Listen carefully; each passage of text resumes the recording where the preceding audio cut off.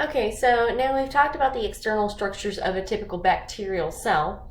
I am going to talk to you about the internal structures at this point. So, cytoplasmic membranes of a bacterial cell are not any different than that of a typical typical animal cell. So, I'm going to skip over this section.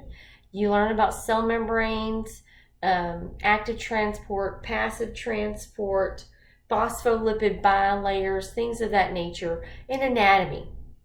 It's the same thing, we're just applying it to the bacterial cells. So I'm going to go ahead and go past this and go ahead and get into the internal structures of your bacterial cells and go through these. These are fairly simple. Let me see if I can find where it starts them. Cytoplasm and bacteria. Okay, so now I am at, see if I can get it moved over here. There we go. Okay, the internal structures. And basically, what are your internal structures? Well, you have your cytoplasm of your bacteria. What is the cytoplasm? Well, the cytoplasm is going to be your cytosol.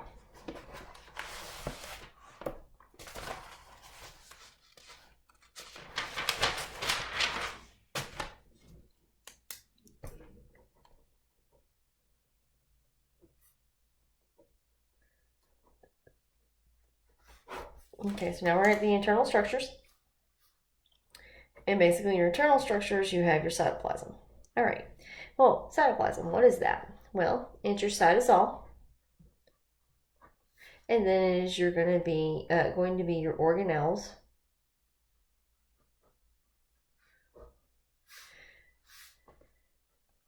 And inclusions. Things that float around the organelles and the cytosol, things that float around the cytosol and your cytosol. So what is your cytosol? It is your cell fluid. Organelles, examples of those in the bacterial cell will be ribosomes.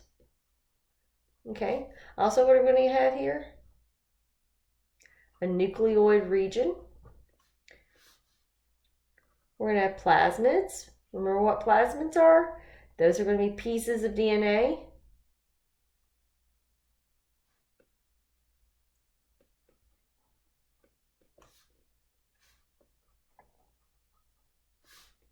Inclusions.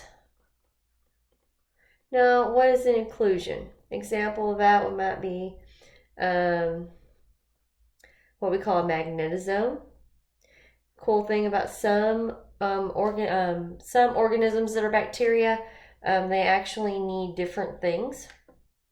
So they may need magnets to live in a magnetic field. So they have these little magnets that are just floating around in there that allow them to be able to hang on to wherever they need to be. And that's considered an inclusion. That's just an example of one.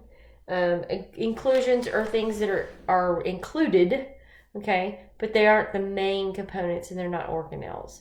So little pieces, proteins, lipids, just general stuff, okay. Some other things we might have a vacuole that has water in it or air in it. Here's a really cool thing. There's air vacuoles that allow certain organisms to be able to float to the top of the ocean. That gives them more buoyancy. So they're able to do that. That's a really cool thing to look at. And they have these air vacuoles, air sacs, or whatever you want to call them. There's your another term for inclusions might be deposits. Okay, and they're just found throughout the cytosol. Simple stuff, nothing major. Another thing is an endospore, and I'm really going to save endospores for whenever we talk about reproduction, and we're going to talk about those shortly. So I'm going to leave those off. Like I said, the internal structures are fairly simple. There's not a whole lot here. Again, that's showing how it reproduces an endospore. Non-membranous organelles. We also have cytoskeleton. Yes, they still have a structure. I'm now on page 77. I'm sorry, I keep bouncing across here. Cytoskeleton. And this is showing up here at the top, a fluorescent version of a cytoskeleton of a bacterium, so we can actually see the internal structures when you look at it through a fluorescent microscope. So there's that. They still have the cytoskeleton that we're accustomed to with anatomical structures such as microtubules and things of that nature that allow them to hold their shape and their scaffolding so that they're maintaining their composure, if you will, or their posture, if you want to call it that. Now, let's talk about the differences between archaea and bacteria.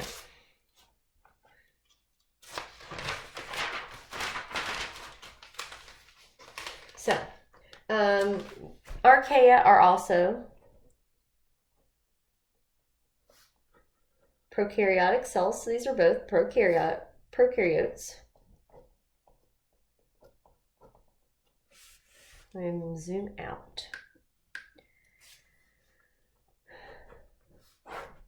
Okay, archaea and bacteria. Archaea are much older. We didn't find them until recently, so we call it a recent find. We've known about bacteria much longer. Bacteria typically live around us.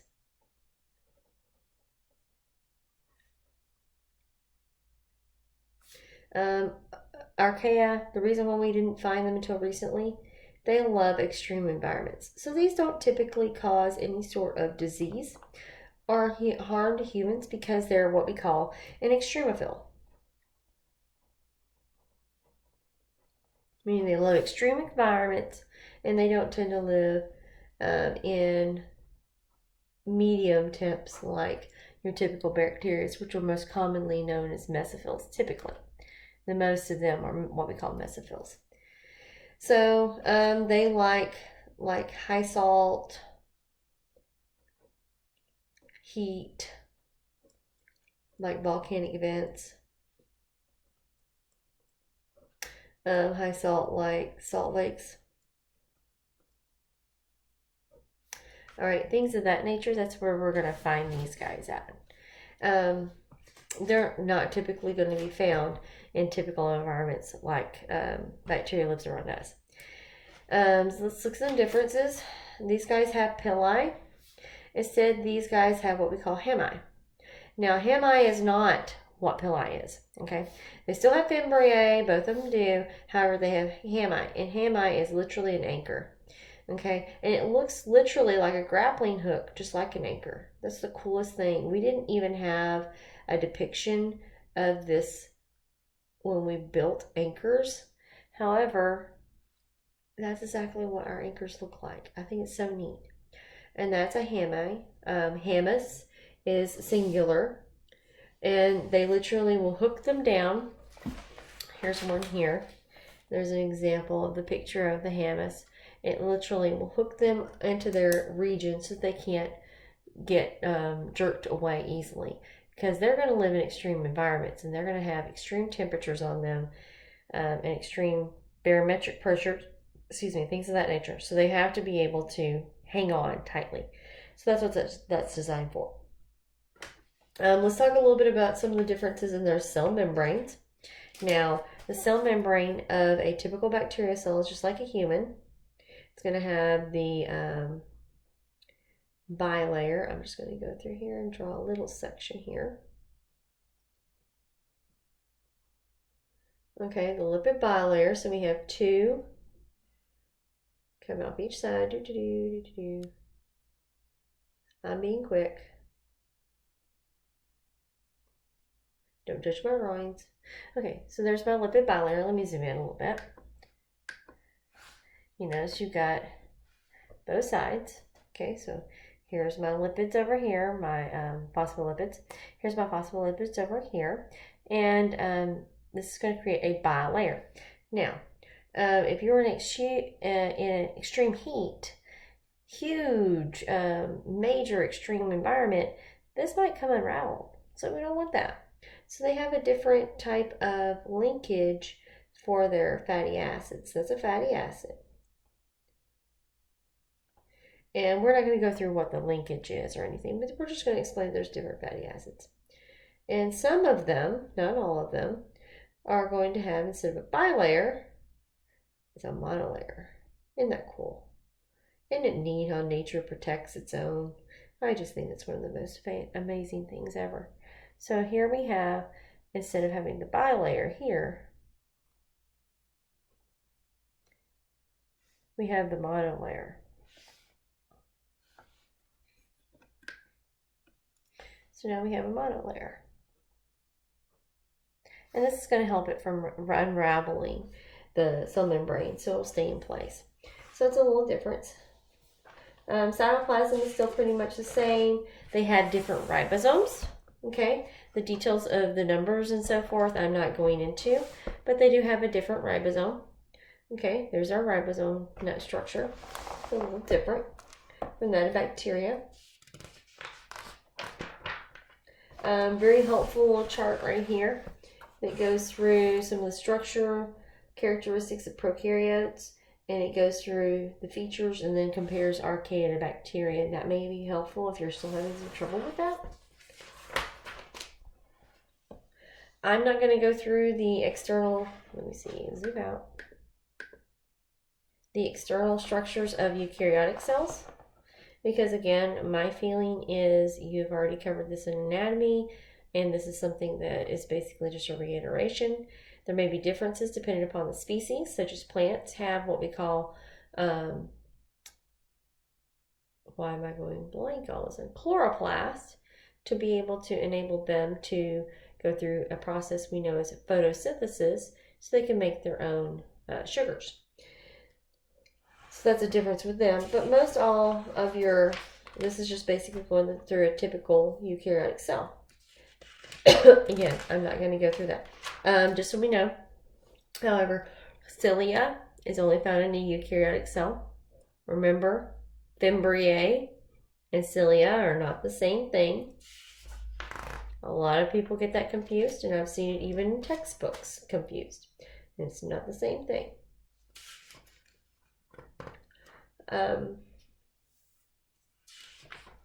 Trying to look for any other charts that might be helpful for you.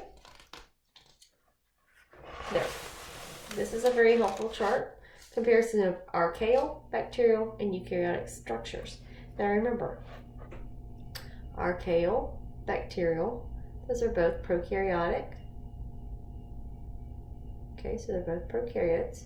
Eukaryotic is a eukaryotic cell or eukaryote. Okay, those are your two cell types, and those are your three major domains. All right, there's the differences between the three. I really like this because it's really quick and easy to find if you're still struggling with the differences between the cell types. Okay, so that's really all that I have to say about Chapter 3. I think it's fairly simple and pretty straightforward. If you have any questions, as usual, don't hesitate to let me know, and I will gladly assist you with whatever you may need.